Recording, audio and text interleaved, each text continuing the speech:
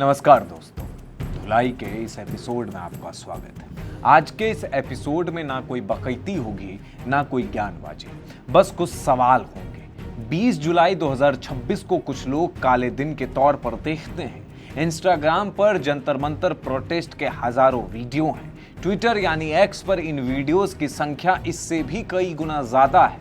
आज मेरा मन दुखी है, कई मायनों में दुखी है। आप सबने 20 जुलाई के कई वीडियो देखे होंगे जब जंतर मंतर प्रोटेस्ट से युवा उठकर संसद की तरफ मार्च करने निकले। मुद्दा क्या था? NEET paper leak. मई महीने में चीफ जस्टिस ऑफ इंडिया के तरफ से बेरोजगारी और आरटीआई को अपनी ढाल बनाने वाले लोगों को लेकर एक बयान आता है, जिसके बाद कॉकरोच जनता पार्टी का जन्म होता है। तब तक ये मामला सही था और आज जरूरी है कि हर चीज शुरू से शुरू किया जाए। आप भी शांति से सारे डॉट्स को समझिए। जब तक ये एक सोशल मीडिया मूवमेंट था, तब तक लोगों ने इसका समर्थन किया। कई तरह के बयान आने लगे। जिसने ये कॉकरोच जनता पार्टी बनाया, अभिजीत दिपके, उसके भी राजनीतिक बैकग्राउंड को सबके सामने रखा गया। उसके और आम आदमी पार्टी के रिश्तों को भी लोगों ने स्वीकार किया।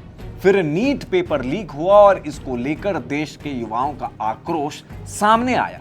ये जायज था, जो दोषी थे उन्हें जेल का रास्ता दिखाया गया, लेकिन असल कहानी यहीं से शुरू होती है। अभिजीत दिपके भारत आते हैं और अपने मूवमेंट को प्रदर्शन का रूप देते हैं, ये भी जायज है।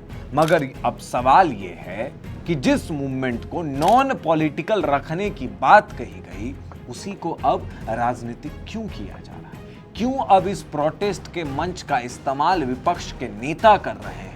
क्यों जंतर मंतर प्रोटेस्ट साइट को प्रदर्शन का सुपर मॉल बना दिया गया है? संसद मार्च का ऐलान होता है तो किसी को कोई दिक्कत नहीं होती। सबको लगा कि ये एक आम सा मार्च होगा और युवा अपनी बात सड़क से संसद तक रखेंगे।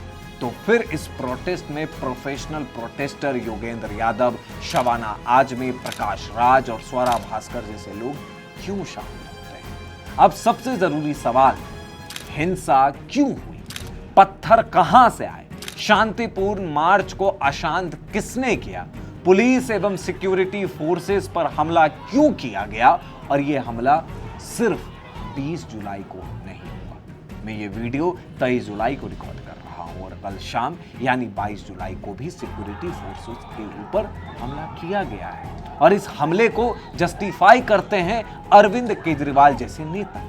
अरविंद केजरीवाल ने मीडिया के सामने यह बयान दिया कि दिखा दीजिए मुझे कोई प्रोटेस्टर जिसके हाथ में आर्म्स हो, और पत्थर आर्म्स निहंग सिखों के हाथ में थे, जो अब दिपके का समर्थन कर रहे हैं। और पत्थरों की तो क्या ही बात की जाए, सैकड़ों वीडियो सोशल मीडिया पर इस हिंसा के मौजूद हैं। देखिए सारे वीडियो। अब इन वीडियोस में पीएम मोदी को गालियां दी जा रही हैं। इतनी गालियां हैं कि उन्हें सेंसर करते करते हमारे एडिटर थक जाएंगे और इन लोगों के लिए कहा जा रहा है कि ये अच्छे घर के प्रोटेस्टर हैं। मीडिया के माइक पर गालियां दी जा रही है। और अब बात करते हैं गोदी मीडिया शब्द की। आपको पता है गोदी मीडिया शब्द किसने दिया? रवीश कुमार, जिन्हें बहुत लोग हद से ज्यादा पसंद करते हैं। लेकिन रवीश कुमार इस पूरे प्रोटेस्ट की कवरेज से दूर हैं। वो अपने यूट्यूब चैनल पर स्टूडियो में बैठकर वही खबरें पढ़ रहे हैं जिनसे उन्हें व्यूज मिले और एक इकोसिस्टम खुश रहे। लेकिन इन 3 से 4 सालों में यह हुआ कि रवीश कुमार द्वारा दिए गए इस गोदी मीडिया शब्द की वजह से आज मीडिया की क्रेडिबिलिटी खत्म हो गई। मैं ये इसलिए कह रहा हूं क्योंकि इस प्रोटेस्ट को कवर करने जो भी मेन स्ट्रीम मीडिया जा रही है और प्रोटेस्टर से कड़े सवाल पूछ रही है, उसे गोदी मीडिया कह दिया जा रहा है।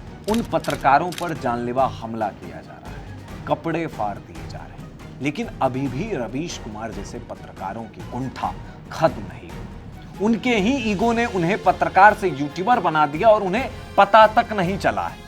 अब सवाल आप सभी जनता से, लाठीचार्ज कहीं भी हो, उसके 2 पक्ष होते हैं। सही पत्रकारिता वही है जो दोनों पक्षों को दिखाए।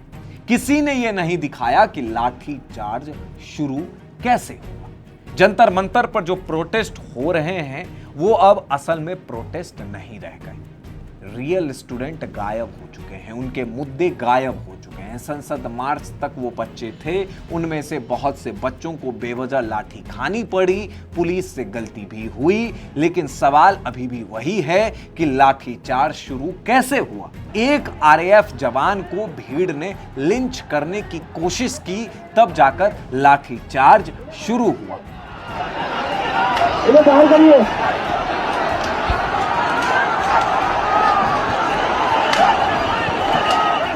संसद मार्च की तरफ जा रही भीड़ ने कई जगहों पर पत्थरबाजी की, जिसके बाद लाठीचार्ज शुरू हुआ।